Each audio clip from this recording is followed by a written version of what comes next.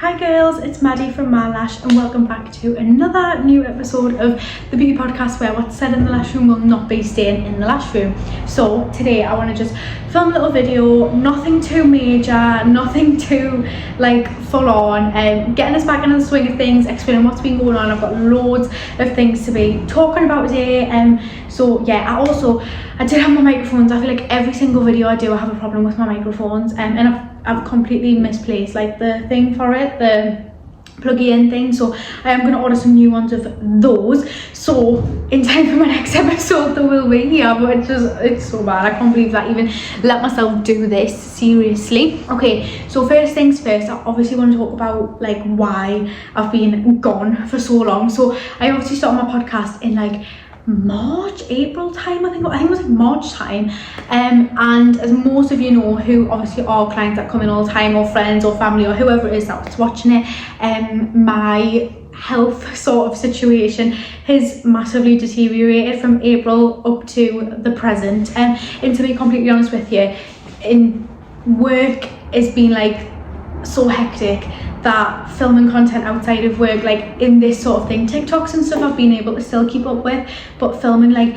for long periods of time and then having to do long periods of editing has been like the last thing on my mind. It's, to be honest, I've not been wanting to do it at all, which I think like is something that you shouldn't be afraid to admit. Like it's okay to say like life's just got a bit hectic at the minute, I'm gonna need to take a step back from that. And it was either take a step back from this and keep doing clients, or tell all my clients not to come back and do this. So I think it was pretty obvious which option I was gonna sort of go for. But yeah, so I am gonna touch on what's been going on with me in my personal life and stuff, because I think not only is this like a space for girls within beauty and stuff like that, I think it is just like a really girly, feminine, open space anyways, and I think there needs to be more girls talking about like women's health and stuff like that at the minute. I think over the past few days it's completely opened my eyes to a new perspective on how little attention there is on women's health and stuff like that, and it's totally opened my eyes. And I thought, you know what, like why should I not talk about it? Why should I hide it? Yeah, we're going to do a little bit of time where I am going to touch on that and explain sort of what's been going on and what is currently going on, and then we're going to move on from there to some more exciting stuff. I've moved a little bit closer so that you can maybe like hear us a little bit better. But for those of you that don't know, I am now officially a suspected endometriosis patient, which obviously means that based on my symptoms, the state that I'm sort of in with my health and things like that, the gynecology unit have pretty much decided that it is very likely that I do have endometriosis. But for those of you that don't really know how that works, you can't be diagnosed with endometriosis and things like that until you have a surgery. So that is at the moment the only way that the NHS can actually diagnose it, which to me is like mind-boggling, like seriously mind-boggling. And it's not easy to get this surgery, so I've waited 3 years for this surgery, and I think the wait list, I've just found out today, it's going to be about 6 months to get that. So it's not easy. It's not a case of like, oh, we think you have it, let's give everybody a surgery and check for it. It's like you've got to really prove yourself to even be eligible for it, which again is another thing that I think is just so messed up. It's no blame to the doctors, they're doing the best that they can, but it's just to the system in general. Like it should have been modernized and there should have been more attention put to it. I mean, endometriosis isn't like this thing that barely ever happens. It's so common, but it's just always missed or brushed under the rug because it's so easy to pass it off because there's not an easy way to diagnose it. So I've had ultrasounds, I've had MRIs, I've had internal examinations, I've had blood tests, I've had urine tests, I've had stool tests, I have had all the different kinds of examinations possible, and there is no trace of anything going wrong with my body other than obviously my symptoms. But like on paper they can't find anything, and obviously that is why we now have to do the surgery, because we can't find anything else anywhere, which obviously is like horrible to like know that something's wrong and being constantly told that there's nothing wrong, or being told, oh, this comes back clear. Because I think as a girl especially who's struggling with endometriosis, I'm doing that because I don't want to say that until it comes out like that I definitely do, because I might not have it, do you know what I mean? But obviously as a girl with that, you waiting for an answer, and you know something's wrong with your body, so you're praying that they find something, because then it becomes scarier of like, okay, they're not finding anything, so what's wrong? Because you know you can't live like this, so you need an answer. But they kind of think, oh well, it's all clear, it's all good. But for you, it's like the worst feeling in the world to find out that they've found nothing, or that nothing's the matter and stuff like that. And I've had to take so much time off work for going to hospital appointments, for going to doctor's appointments, for just having a really bad day of a flare-up. And my condition now, so the thing that's my current major issue that has been really debilitating for me, and also like for work and for my clients and things like that, is that I am now entirely incontinent with like urine only, not with obviously like poo and stuff like that, because that would just be unbearable, and my heart goes out to anybody who's suffering with that, because I can't even imagine how that must be.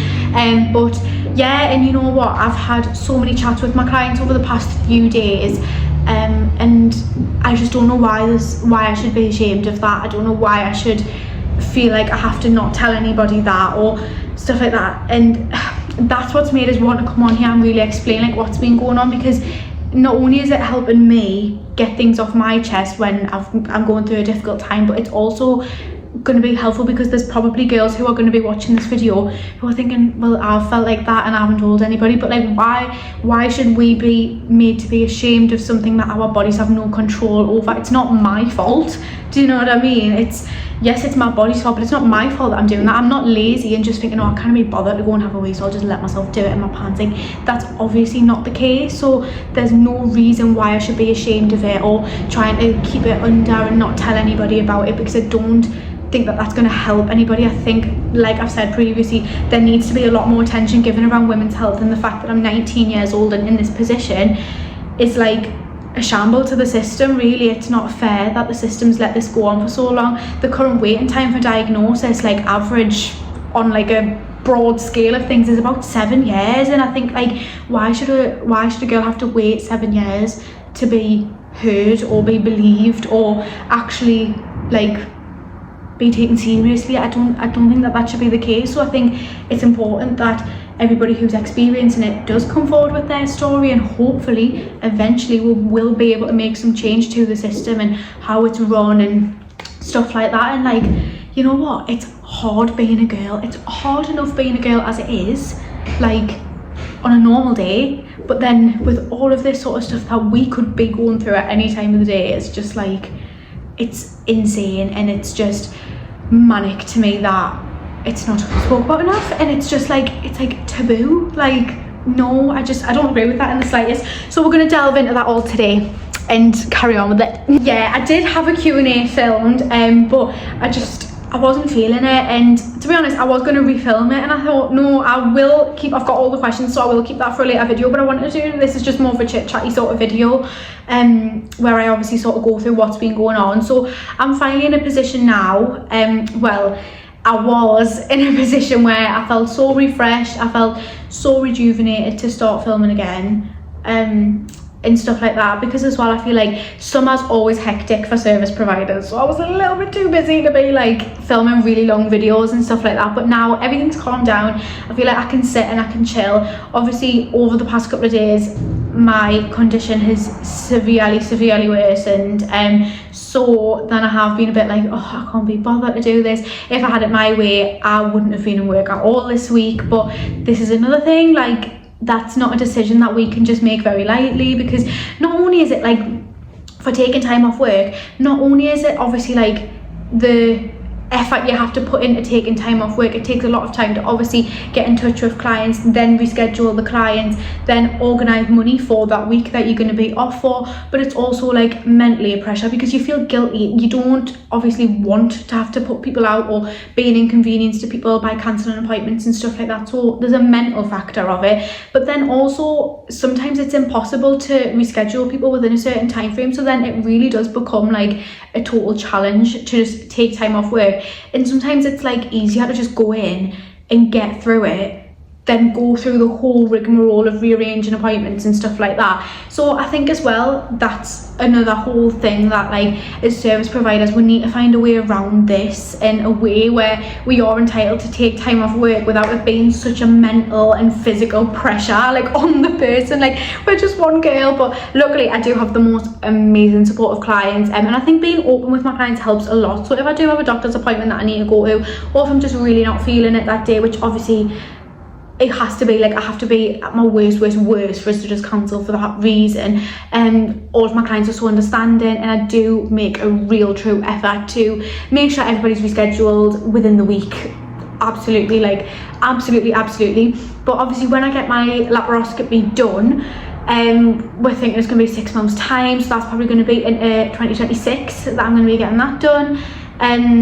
So yeah, when I get that done, I have to take like 2 or 3 weeks off work, which is obviously, it depends on the person. I know people who've only taken 1 week off work, but then I know people who've taken a month off work. So I think it just massively depends on how I'm going to recover, how I'm going to cope with it and stuff. But I'm going to take a standard of 2 weeks off, just especially with what we do, well, what I do, I'm bending all of the time, my lower, like, stomach, abdomen area, so it's just really not going to help the healing process if I'm bending over and like hunching and stuff like that too soon. So I am just going to take a standard 2 weeks off. But then also, as like someone who's self-employed, it is something that you do need a plan for. Like, if you know you're taking 2 weeks off, you need to make sure you put money away for that 2 weeks. Then obviously, you know, like, making sure that all your clients are aware they're gonna have to miss this gap, so please book around that accordingly and stuff like that. So that's something that I am going to try and prep for now that I obviously know, because I was originally told that it was going to be in November, so it is a little bit defeating to find out now that I'm going to have to wait another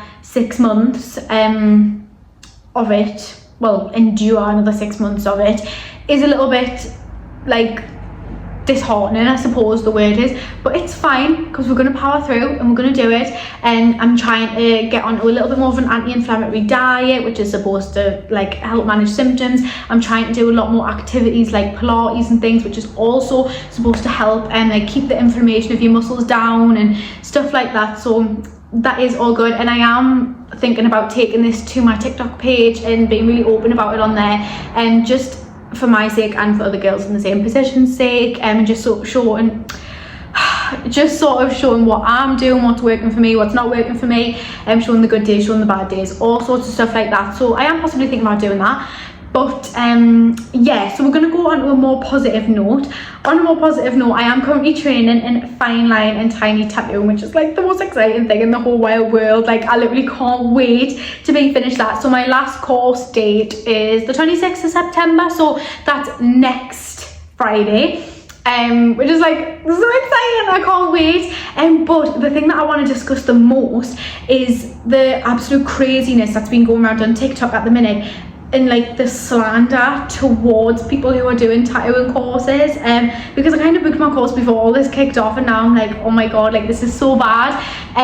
But my stance on it is, because you see, it's specifically one course that everyone's really attacking at the minute, and I think that's fine if that's people's opinions. At the end of the day, like, my opinion compared to a proper tattoo artist's opinion is like nothing. So yeah, but my course is a 3-week course, and it's 5 in-house days, and then the rest is coursework based from home, which obviously is slightly longer, but obviously it's less in-house days and stuff like that, so it works out, you know, probably roughly the same. And the only thing for me that's keeping me sane is that my course is specifically fine line only, so I'm not going to walk away from this claiming to be an experienced tattoo artist or just like a tattoo artist in general. I am literally just a fine line specialist, and that is it. Do you know what I mean? I'm not going to be doing your big sleeve pieces, I'm not going to be doing big pieces full stop. I mean, I am going to be doing larger than a tiny tattoo, but I'm still going to be keeping my things sort of small and just within my skill set. I mean, don't get us wrong, if I really practice over the years, I might want to develop and take a second course or go further with it or whatever, but right now I'm only going to be offering what's within my skill set, and I would never ever advertise myself to be something bigger than what I am. I'm going to be doing fine line only and tiny tattoos only, the things that I have trained in only. I've already completed an infection control and bloodborne pathogens course. I've completed like loads of health and safety, like ritual things that we've been going through. Like there's been so much behind the works that's been going on, and I think sometimes you need to give people a chance. Like there is people who genuinely want to put their all into it and really want to try and work hard, but I think there is some people, well, I couldn't go and get an apprenticeship now. I couldn't have a full-time job, and like obviously fair enough if you want to become a proper tattoo artist who's offering all different styles of tattooing, all different techniques, everything like that, an apprenticeship is probably the best way to do it. But for those of you who are just wanting to offer one select piece of the tattooing world alongside multiple other services, an apprenticeship isn't an option. It's not the lazy way out, it's not the easy way out, it's just simply the way that works. And like, just because you're doing a course, I don't think that goes to say that you're not going to spend years and years and years practicing. However, I do think that you get some people that walk out of courses with this big fancy certificate and they think that they're the bee's knees. They think that they can just start tattooing massive big sleeve pieces on people and posting all this and that. And honestly, for my course, I put a big disclaimer on my announcement, just basically saying I don't know when I'm going to be offering them to clients, because it's really difficult, it's not easy. So I'm not going to be offering anything to clients until I feel like I've practiced enough and give myself enough experience to be offering it. And then when I do start offering the service, it's going to be like the simplest of the simple, the basic of the basic. Like on my flash sheet is going to be pieces that I've practiced about 1,000,000 times. That is probably going to be the only things that I'll be confident doing. But do you know what, like we've all got to start from somewhere and we've got to build ourselves up. And I completely agree, it is probably going to take us a good year or two before I fully am thinking, yeah, I'm really confident with this. But that's like everything. Everything takes time, everything takes practice, and no matter what route you go down, if you have an end goal and you're going to work your arse off to get to that end goal, I don't think that you can really have much to say about it, in my opinion. Obviously, if there's other circumstances where people aren't working their arse off for it, or they're trying to take like little shortcuts, that's different. But I think if you do have an individual here, the end goal's here, if they're going to go and do it without doing all this and all that, or running around to get it, whatever, who can blame, who can shame somebody for that? Do you know what I mean? Everybody's story's different, everybody's path's different, and if you don't like that path, that's okay. But as long as they're doing the right safety things, as long as they're doing everything properly, doing everything as it should be, I don't think you can say anything to somebody for that. I think we should only be targeting the people who are purposely putting people in danger or purposely making a sham of the industry. I don't think we can shame the people who are doing things properly, just they're maybe not doing it the way you would have wanted them to do it. We can't do that, and that's my sort of stance on it, really. And I have been really nervous to obviously speak about it and to post things about it, because I've been panicking, thinking, oh my god, like what if nobody comes to me because I haven't done like a 3-year apprenticeship and stuff like that. But you know, it's swings and roundabouts, isn't it? Because it's like everything. But yeah, I know, and I can pledge to you all right now my case, and I can promise you all that I am not going to offer something or say that I can do something or agree with something unless I am 100% confident in it, like 100%. And I think all my clients know that if I do something, I'm going to do it properly, and that I'm a trusted individual. So I'm hoping that that basis alone is going to be enough for my clients to trust me with this sort of thing as well, and which I don't think I'll have a problem with, because I'm going to do it properly. So I can show you all that I'm doing it properly. Like, please don't cancel me, because I'm trying my hardest right now. I did put a post up asking for some models. I need 4 models for my final day, and I am wanting to do really simple, basic fine line pieces and really small pieces as well. It's arm or leg placement only. So I am going to spend the rest of today creating a little flash up, and I have got 4 people I think already. I'm so overwhelmed. I've had like coming up to 50 people volunteering, which I put it on there thinking I was going to struggle to get any models, and I was thinking that I was going to have to ask my trainer to supply the models for me. But do you know what, it's been insane. I've been so emotional about it, because it really does show you, like, I think it's like one of them moments, like on a bit of a smaller scale obviously, where like, you know, when a singer's like standing on a stage and all their fans are like singing their song. It's like that moment where you just realize like, oh my god, like this is just amazing. It was like that sort of moment for us where like I was like, right guys, like I need your help, I need your support, like just putting it out there, being open and honest, and like just seeing all of my friends, all of my clients, girls I've never met before who've just followed my page for a long time, just bringing all that support in. It just was like amazing, and I hope and pray, I never ever want it to feel like it's one-sided. I hope and pray that all of my friends, my clients, my family, everybody who's followed me for a while but never been and stuff like that, know that I give out that same support, that same love, that same attention, all of that back, because I think you treat people how you want to be treated, and it shows, it really shows in situations like this, and it's just been so amazing. So I think I do have 4 people picked out just based on the fact of they match the vibe I want to do. They're people that I'm very comfortable with already and stuff like that, so I'm thinking that I have got them sorted, which is so exciting. So it means I can start actually practicing their like particular pieces, so it's exciting. I'm nervous, but I'm just so excited about it. I think nerves are a good thing. You never want to go into something not nervous. I think if you're nervous, then it shows that you care about it. It shows that you really want to do well, so that's good, because I really want to do well. There's no guarantee I'm going to pass.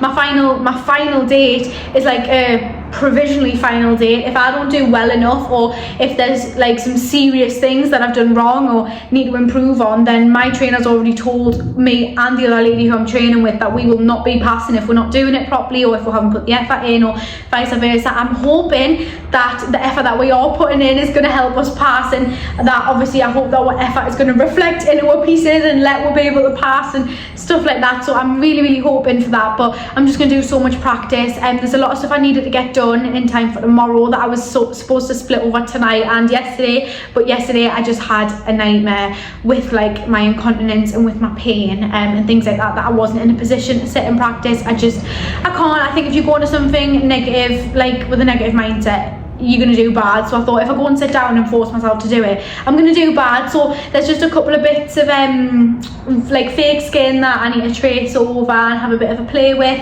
So I'm just going to go home and do that this afternoon, and then that'll be all perfect, ready in time for tomorrow. I'm just going to split it. I'm just going to do part of it this afternoon, part of it tomorrow, and I'm also going to do some in the morning as well. So I'm like back in the zone for everything, but it's just so exciting. I can't wait. I also am really looking forward to like the Christmas period and stuff like that, and with my sort of like tattoos and things like that, I'm thinking that I would really like to do like a bottomless tattoo sort of like session, like not for Christmas time, but like around the Christmas time, and like allow people to buy like a voucher for it. It's like a Christmas present, or maybe do it for like a day at the end of January where you pay for your time slot rather than paying for your piece, and doing like this price for a 1 hour slot, this price for a 2 hour slot, and so on and so forth, and you can get as many tattoos as you want within that time frame. And it obviously makes it cheaper for people. It helps me build up a bit more of confidence. It helps me build up obviously a bit more of like a portfolio type of thing, do you know what I mean? So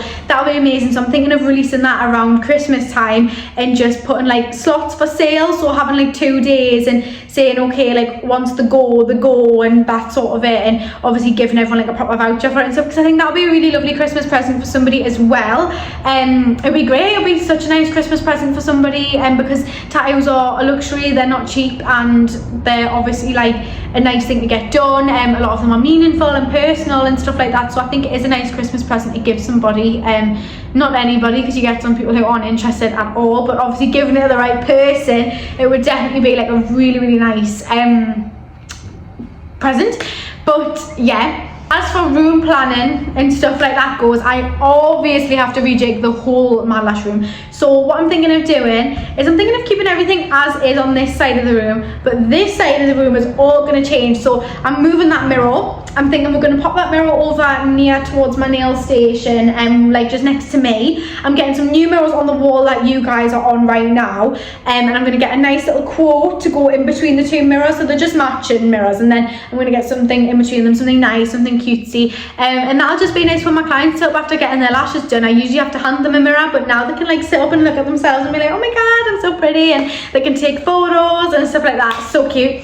But in this side of the room, once we've ditched that mirror over this side, I'm going to do a little like tuck shop kind of vibe. So I'm going to get like 3 shelves and just like a little thing on the top to label what it is. We're going to put all of like Whooper Panthen creams and obviously like the proper tattoo and aftercare sort of products on there with aftercare cards and stuff like that on one shelf. Then we're going to do brown lash serums with lash shampoo kits on another shelf, and then we're going to do like cuticle oils and nail aftercare kits, all with aftercare cards and stuff like that, and all my loyalty cards and stuff like that on there, which is going to be so exciting. I'm going to be getting a new bed as well, and I'm going to have that up in the corner, and so then I've got the bed, I've got the little tuck shop thing. I'm going to get like my certificate, my infection control certificate, and also my tattooing license, and pop them in some frames just like alongside that wall where it like comes around the corner a little bit. So I'm going to put them on there, which will be really nice. And then I have 3 big frames that I'm going to put along the side wall here,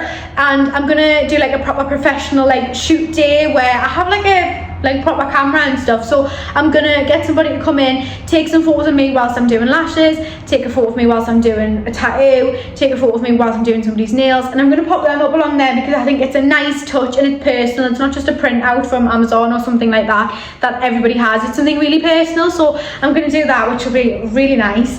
And then I think that's all I've got planned so far. I want to maybe get like some prints on the wall or something like that, but I don't know how I feel about it yet. Right now, what I've got planned is sort of what I'm thinking is going to go best. I need to obviously buy like a new trolley and things like that as well, specifically for my tattoo stock, because I like to keep everything very, very separate, especially with tattooing, with it being such a sterile procedure. It absolutely has to be completely separate, so that's like a must anyways. But yeah, so I'm gonna get that, and I'm gonna try and get that like ASAP really. My printer's coming today, which is so exciting, so I get to play around with doing some stenciling and stuff like that. It's going to be absolutely lush. But yeah, so that's what I'm doing with like the room changes and like the room switch around. I don't think I'll have to switch anything else around, to be completely honest with you, but yeah, I'm gonna like do a full like thing over on my TikTok as well, showing the changes to the room and stuff like that, because I think that'll just be so exciting and so new, and hopefully we'll be able to get it all fresh in time for Christmas, so then it'll be like lush. But I don't think I'm gonna have room for like a Christmas tree in here because every corner's filled, and I'm not just gonna have a Christmas tree in the middle of the room, do you know what I mean? So it'll be in time for like the Christmas decorations. I usually do my mantelpiece obviously, so I decorate my mantelpiece for like Easter. I decorate, well, this year I've done it for Easter, I've done it for summer, and then I've done it for Halloween. I did do some Valentine's Day stuff as well, and then obviously the next one is going to be Christmas, so it's super exciting. I love doing my mantelpiece because that's sort of like the focal point of the room anyways. When you walk in, it's the first thing your eyes are drawn to, so it's the perfect place for decorations. And I've got my little witchy corner and stuff, which you've all probably seen on my Instagram anyways, because I always like to post pictures of my fresh decorations. But yeah, that's what I think I'm going to do with the room, like switcheroony wise, because I think that's probably going to be the best place to put all of my tattoo things rather than switching it all around, because the bed that I'm aiming to get is one that can sit up and recline, because if you're wanting a tattoo on your wrist, I don't see why you should have to lie full flat down, whereas the lash bed that I've got is completely permanently lying down. You can lift the head up, but you can't, do you know what I mean? So if I was to swap that and put that over there, it would just come too close to the door and stuff. So I'm thinking of just not changing too crazy much, more just like enhancing the plan that we've already got. But yeah, I think that should be the best way to do it, and it's just going to be so exciting. Like, I'm just so pleased that I'm finally doing like a really big thing. Obviously lashes was my first thing, it's my baby, it's always going to be my favorite thing that I've done. I'm 3 years next month, 3 years next month, which I'm so excited about. So that's obviously my main thing. My nails was my next big thing that came, and that was amazing. And my brows were like just little add-on bits, they weren't really like a big announcement.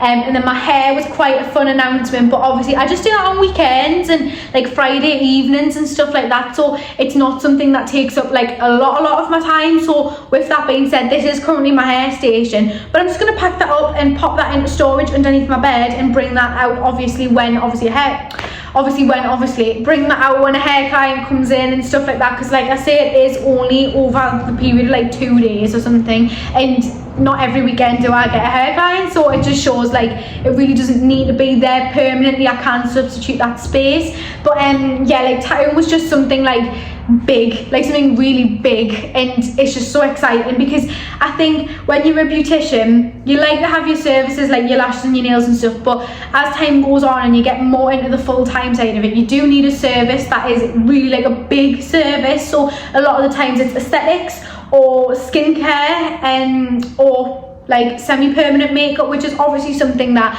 I am hoping to get into in the future. So I am wanting to do the fine line tattoo and the tiny tattoo, and obviously that's why I've done my course. But in a few years to come, I would love to take the skills that I've learned from that into semi-permanent makeup, because aesthetics is not for me. I'm terrified of it. Like, I've been having this conversation so much over the past few days with the tattoo. That needle is going in and out so quickly that you don't realise that it's like a needle. Do you know what I mean? It's like, well, with injections, you are slowly pushing that needle in and then slowly pulling it out. It's the fact that you have the time to realise, like, oh my god, I'm literally pushing a needle into somebody's skin. Like, you have too much time to think about it, and I don't think I can deal with that. And the blood from a tattoo, majority of the time, is pretty minimal. Like with aesthetics, sometimes people are pouring, so it's a little bit like, I don't know much about the aesthetics world, but I just know that it's something that I'd be like, oh, when I was doing people's face, and I don't really think you want to go to a practitioner that's like disgusted by what she's doing. So I was like, I don't want to do that. I definitely don't want to do that. But yeah, that's why I went like on the opposite side of the spectrum and sort of went through that route. It's just been so exciting, and to be honest, I was really inspired by like a girl that one of my clients told me about, saying that she's not in the area, but she'd obviously seen her, and she does like beauty and tattooing and like all stuff at like SPMU and stuff. And I was like, you know what, it's not something that I really thought would blend together. It's not like two worlds that I thought would collide type of thing. But you know what, it totally is, and it works, and it's amazing. And I've had so many of my clients like totally shocked that I'm doing it, but then I've had some people saying like, you know what, it makes sense, like it's going to be so much fun. So it's so nice, and I'm going to really try and stick to my same aesthetic. I don't really want to be doing like men, really. I know that might be controversial, but I don't really want to take male clients on. Obviously, if like it's family, or if it's like a client's partner or something like that who I know and stuff, then it's slightly different. But I don't just want like John from down the road messaging us for like this manly big piece, and it's not the aesthetic, it's not the vibe. Like, I just don't want to do that. I just want all my girls to come in here and still have this as their safe space. Like, this is their space just as much as it's mine. So I don't want like sticky men coming in and like infecting the whole place. Like, no, we're not doing that. It's not a vibe. Sorry if that offends anybody, but that's just not the vibe. That's just not what I'm doing, and I'm not changing that to please anybody, because I don't want to do it. But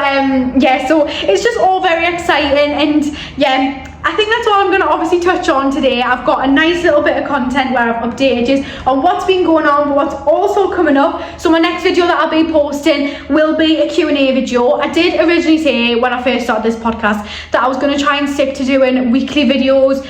I cannot commit to that right now, so I'm going to set myself to monthly videos, once a month a video, and obviously any little filtered ones in between. So say I want to do this Q&A in 2 weeks time, I'll upload it in 2 weeks time, but just no guaranteed there'll be a video this time next month as well. But obviously that's not a limit. I can post whenever the hell I want to, so I might post the Q&A in 2 weeks, or I might post it in 4. Just honestly, as crazy as it sounds, because I'm not the most reliable at the moment, I'll hand on heart say that. I just have to see how I go and how I am, because I'm not pushing the boat out, and I'm not forcing myself into doing things that my body isn't ready for. Like, it sounds ridiculous because you're like, Maddie, you just sat in front of a camera and you're just talking, but it's just like the thing of like, if my body's having a bad day, I don't want to stay here any longer than I need to. I just want to go and rest and stuff like that, and I don't want to be sat on my phone. I just want to be like lying, just like snoozing, dreaming, everything. But yeah, thank you so much for watching, everybody, and I hope and pray that you enjoyed this little catch up that we've had. I feel like I've just been on FaceTime with you, to be honest. But yeah, I will definitely see you in a month. If I don't see you in a month, I'll see you before then. Bye.